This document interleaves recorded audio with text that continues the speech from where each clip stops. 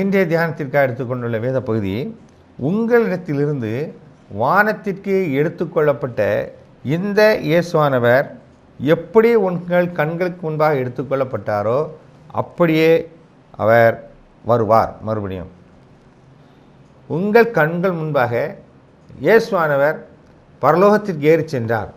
கலிலேய மனுஷர்கள் அவர்களை பார்த்து கொண்டே இருக்கிறார்கள்.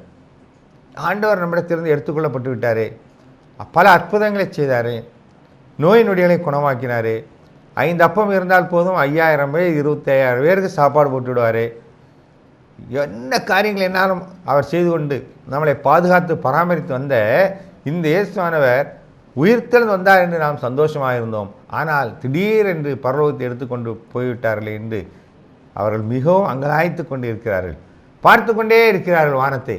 அப்பொழுதுதான் அவர்கள் பார்த்தவர் சொல்கிறார், தேவதூதர் சொல்கிறார்கள், இந்த இயேசுவானவர் உங்களிடத்தில் எப்படி எடுத்துக்கொள்ளப்பட்டு விட்டாரோ, சமாதானத்தை அறலை, சந்தோஷத்தை அறலை, உங்களுக்கு நல்ல காரியங்களை கொடுக்க வந்த இந்த இயேசுவானவர் மீண்டுமாக அவர் வருவார்.